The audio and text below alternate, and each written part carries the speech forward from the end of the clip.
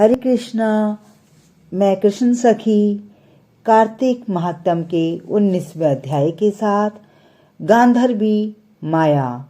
नारद जी ने आगे कहा, वीरभद्र को गिरते हुए देखकर शिवजी के डरकर संग्राम भूमि त्याग कर शिवजी के पास गए।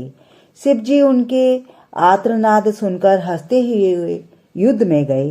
शिवजी को आते देखकर लौटे हुए गण सिंहनाद करके पुनः बाणों की वर्षा से राक्षसों को मारने लगे। राक्षस लोग शिवजी के भयानक वेश को देखकर भागने लगे।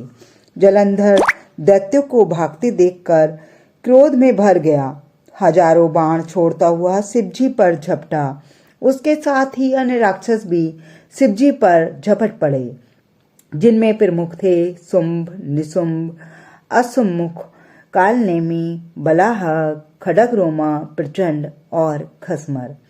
जब शिवजी ने देखा कि उनकी सेना बाणों के अंधकार से ढक गई है, तो राक्षसों के बाणों को काटकर अपने बाणों से आकाश को ढक दिया।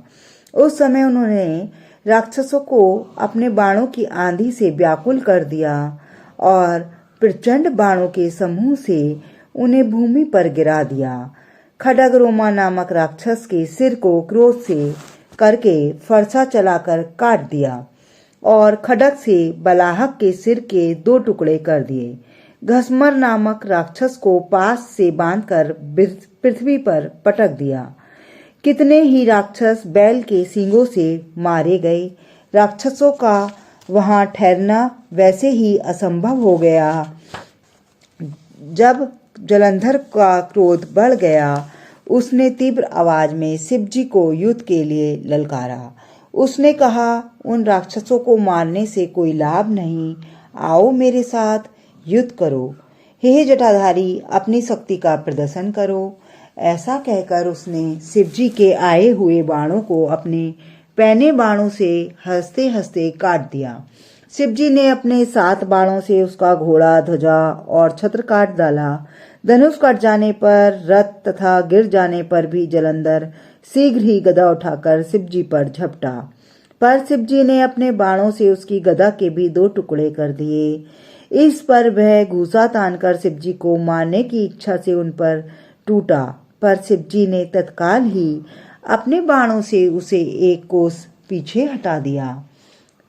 तब जलंधर दैत्य ने शिवजी को अधिक बलवान समझकर उनको मोहित करने वाली अनोखी गंधर्वी माया को उत्पन्न किया। वहां गंधर्व गान करने लगे, अप्सराएं नृत्य करने लगीं और अनेक प्रकार के वाद्य बजने लगे। ऐसा महाआश्चर्य देखकर वाद्यों की ध्वनि से शिवजी मोहित हो गए। उनके हाथों से शस्त्र गिर गए और उन्हें पता भी नहीं चला। जलंधर ने देखा कि शिवजी नृत्य गान के स्वरों में तल्लीन हैं, अतः वह काम के वशीभूत हो शीघ्र ही वहां जा पहुंचा जहां पार्वती बैठी थी। महाबली शुंभ और निशुंभ को युद्ध भूमि में छोड़कर जलंधर ने शिवजी का रूप धारण कर लिया। वह एक बड़े बैल पर चढ़ गए।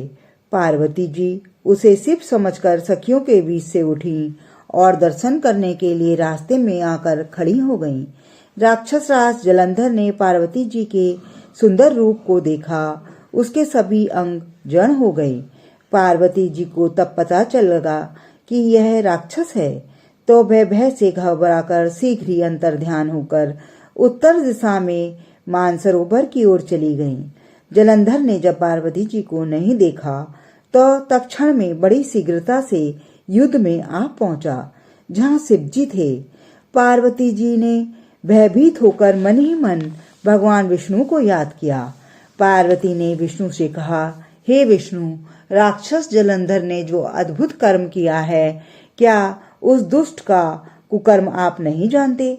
विष्णु भगवान ने कहा, उसने छल करा, रूप बदलकर जो मार्ग दिखाया है वैसा ही हम भी करेंगे।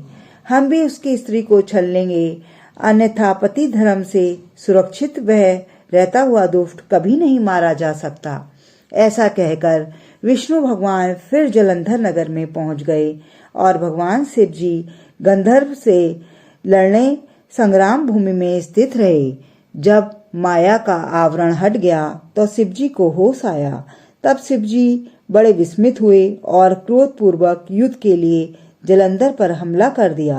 जालंधर भी युद्ध में शिवजी पर बाणों की वर्षा करने लगा और उन्हें बाणों से ढक दिया। हरे कृष्णा कृष्णा कृष्णा हरे हरे, हरे राम राम राम हरे हरे।